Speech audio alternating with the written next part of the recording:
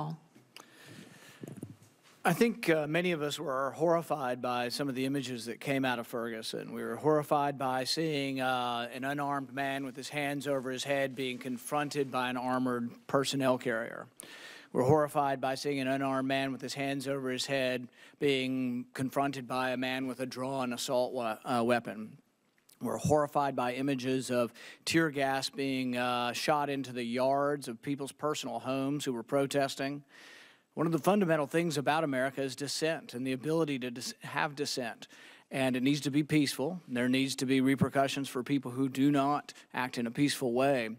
But confronting protesters with armored personnel carriers is thoroughly un-American. And for 150 years, we've had rules separating the military, keeping the military out of policing affairs. But you sort of obscure that separation if you allow the police to become the military. In FEMA's authorized equipment list, there's actually written descriptions for how the equipment should be used, and it says it's specifically not supposed to be used for riot suppression.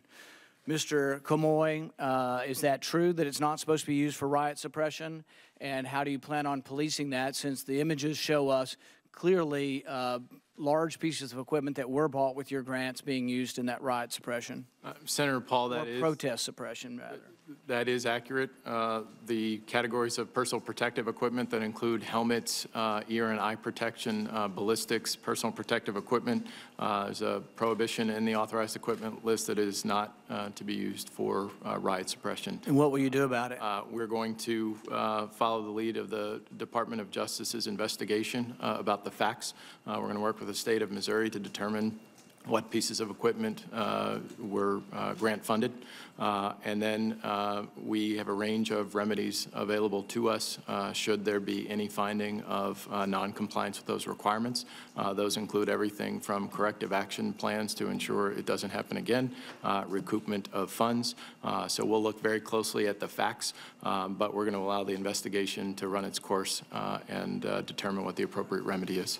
But it gets back to the whole question. If you're a police force anywhere in the country, from Dundee, Michigan of 3,900, which is MRAP, to 25 other cities under 25,000 that have MRAPs, they think these are for riot suppression. Well, I don't even know what they think they're for in a city of 3,900 people, but many of the police forces actually think that this is what the equipment would be good for, is riot suppression in a big city, in an urban area, and you're specifically instructed that it's not for that. And we've talked about, we've had maybe 2 instances of terrorism. We spent billions and billions of dollars and maybe 2 instances of terrorism. So I think really by supplying all of this free equipment, much of which is just frankly inappropriate, and really shouldn't be on anybody's list of authorized equipment. Mr. Estevez, in the NPR investigation of the 1033 program, they list that 12,000 bayonets have been given out. What purpose are bayonets being given out for? Senator, bayonets are available under the program. I can't answer what a local police force would need a bayonet I can give you an answer, none. Okay.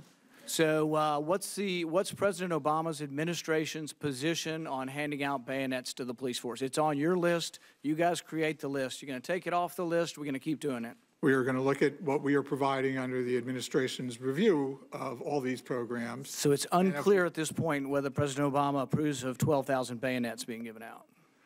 I would think you can make that decision last week.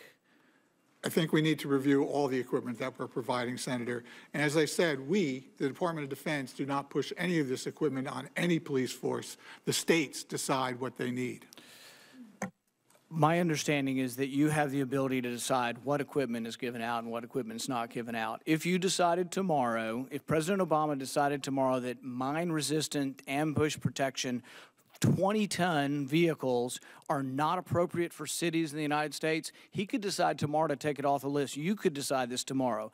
My question is, what is the administration's opinion on giving out mine-resistant ambush protection 20-ton vehicles to towns across America? Are you for it or against it? Obviously, we do it, Senator. We're going to look at that. I will also say that I can give you anecdotes for mine-resistant ambush-protected vehicles of protected police forces in shootouts. But we've already been told they're only supposed to be used for terrorism, right? Isn't that what the rule is? Our rule is for counter-drug, which could have been the shootout. I'd have to look at the incident. Counter-narcotics, counter-terrorism. I guess the point I wish to make is that these are fairly simple problems, and common sense applied years ago, you know, we could have fixed these. We're going to maybe fix them, although I have my doubts because I've seen rarely anything ever fixed in government. But I would say that we're now responding to a tragic circumstance, you know, in Ferguson to do this. But I think that I find these decisions to be very easy to make. You just shouldn't be giving out mine-resistant vehicles. Bayonets, there's no excuse. I don't understand why we have to get together and have a study for months to decide bayonets are inappropriate to be giving out. I can't imagine any use for a bayonet in an urban setting. So really, it's gotten out of control, and this has largely been something that the militarization of police is something that has gotten so far out of control, and we've allowed it to descend along with not a great protection of our civil liberties as well. So we say we're going to do this. It's okay if it's for drugs. Well, look at the instances of what have happened in recent times. The instance in Georgia just a couple of months ago of an infant in a crib getting a percussion grenade thrown in through a window in a no-knock raid. Turns out the infant obviously wasn't involved in the drug trade, but neither was even the infant's family. Happened to be in the wrong place at the wrong time. No one's even been indicted on this. So really, this is crazy out of control, and giving military equipment, and with the breakdown of the whole idea of due process, of no-knock raids, and not having judges issue warrants anymore, you can see how this gets out of control, and people are very, very concerned with what is going on here. And I see the response so far to be lackluster, and I hope you will do a more complete job in trying to fix this. Thank you. Senator Ayotte.